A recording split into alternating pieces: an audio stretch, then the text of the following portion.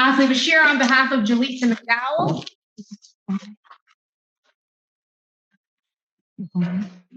Jaleesa McDowell. In Your Honor, we would like to address bond in this matter and request the briefest possible adjournment. Okay.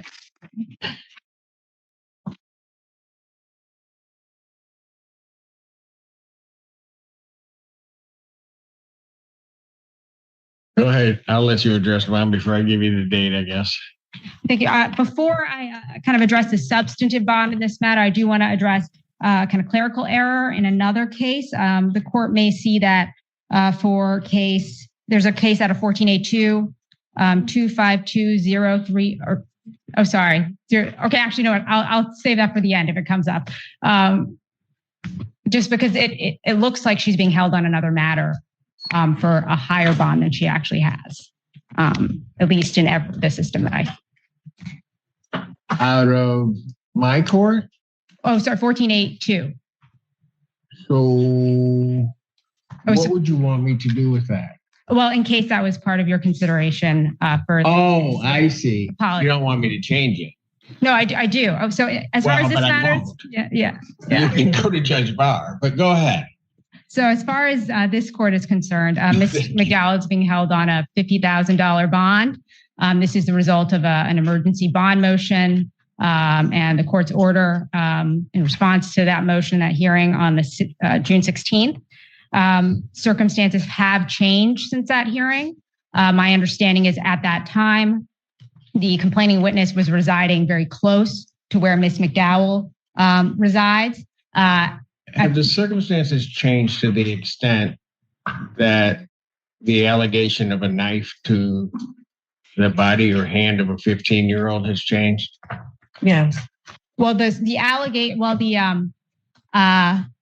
charged, alleged, conduct in the police report, as far as that report, which, we have not had any substantive, hearings on the merits on that matter, but the report hasn't changed to my knowledge. But we have, stood mute on that matter. Screenshots. Yeah. And we are gathering discovery on the matter. And I would say in terms of the kind of concerns related to bond about Ms. McDowell being close to the complaining witness, I do believe that. The courtroom starts with jaw-dropping details. A mother vanished for 2 whole weeks, leaving everyone worried and confused, flushed face, broken heart. Judge Simpson listens as the prosecutor describes her absence, missed responsibilities, panic for family safety, and violation of the court's prior order's house high voltage. She sits quietly, trying to smile, but the tension in the room is palpable. The first crack in her confidence appears when the judge begins questioning her directly, fearful face fire. The complaining witness, I understand, is residing in Detroit with her grandmother. She no longer resides next door to Ms. McDowell. Ms. McDowell also she's been in custody for 15 days on this matter. She is willing to go on GPS tether. She has, support in the court. She has a coworker and friend who is here today. Her sister was planning to be here today, but was not able to. I do think that additionally, the hardship of her being in custody is something I request the court take into account. She's concerned about the security of her residence. She's been informed that there has been potential vandalism and potential people breaking into her home while she's been out. No one else is officially residing there. Ms. McDowell there's no allegations of Ms. McDowell trying to contact the complaining witness. There's no allegations that she's been making jail calls. She has no intention of contacting the complaining witness in this case, and she understands the seriousness of that. And so I do believe that the being held in custody on a $50,000 bond is excessive in this matter. We can address. Yeah, okay. You're saying the bond I set was excessive?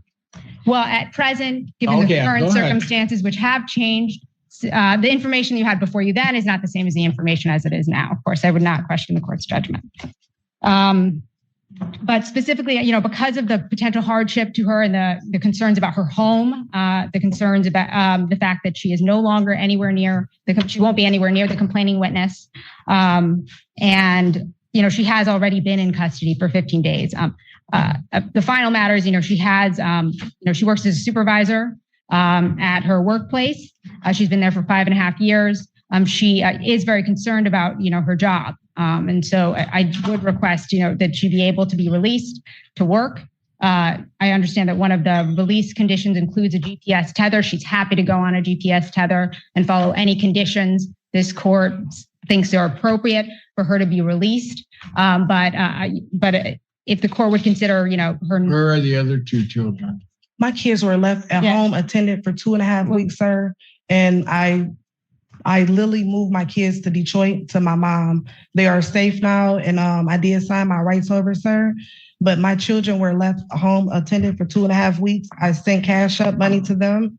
This is Ms. McDowell. I don't think we want to address anything with the children right now, other than the fact that they're residing with their grandmother. I got to move. I just want you to know that, sir. And Ms. McDowell, all 3 children are living with the grandmother.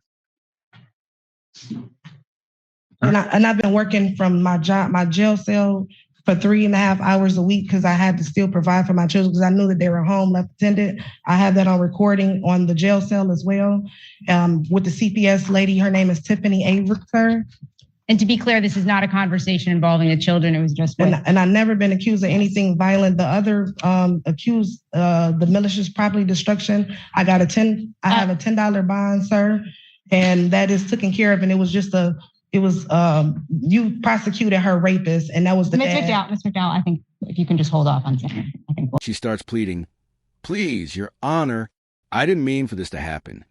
Judge Simpson glares, gavel slamming hard, hammer high voltage. "You abandon your duties for 2 weeks. You will answer for your actions." The courtroom goes silent. Everyone can feel the intensity. Her panic grows as she realizes excuses won't save her. The judge is fully in control, flushed face fire. We'll address anything. I just wanted to speak up for myself, sir, because I'm not a criminal, sir, and I really, really do need to go to work, sir. I've exhausted my funds, and I've been taking care of my children for 2.5 weeks. I didn't make contact, but I do know that they were home by themselves. And it just was discovered. And the CPS worker is going to be providing those information as well.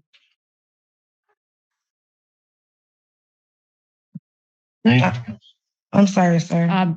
That is all, Your Honor. Your Honor, the court's familiar with this case. I'm not going to re-exhaust the motion that we filed. The only thing that I see that's changed since last hearing is that the children have been placed with that grandmother in Detroit. The facts of this case still stand that she is stabbing her daughter with a butter knife so severely that her daughter needed stitches in her hand. I mean, I have severe concerns, and not only that, she threatened to kill her daughter, and her daughter was so afraid to contact police, she had to text a friend to call police because she was so afraid of her. I mean, I have great concerns, even if she is released, for her children's safety. And this is a very significant case, and I believe in our bond form, our original request was $100,000, so $50,000 as set by the court is appropriate in this case and should remain as set. Your Honor, if I may address that, there is no history of violent conduct between Ms. McDowell and the complaining witness in this case. The basis of the statements that were just made by the people are entirely the police report in this case. And her stitches. Well, the basis of the allegation that Ms. McDowell is the cause of the injury is based on the police report. That has not been addressed on the merits. And again, there's no history of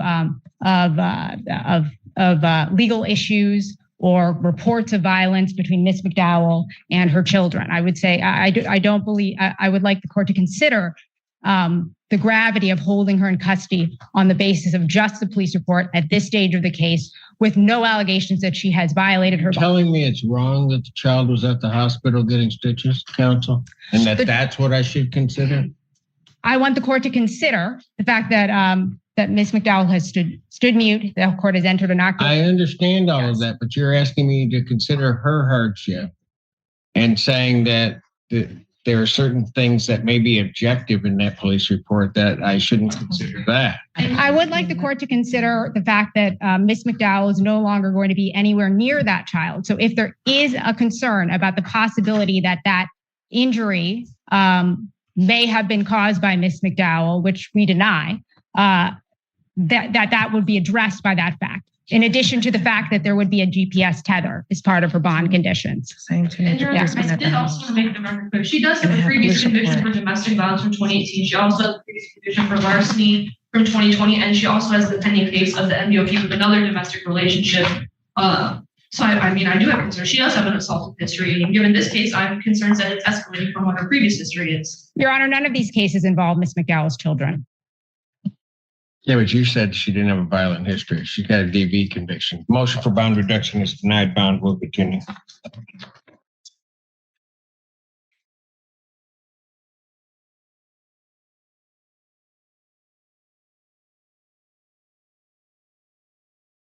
The final clip shows Judge Simpson laying down consequences, restrictions, penalties, and a warning for future conduct.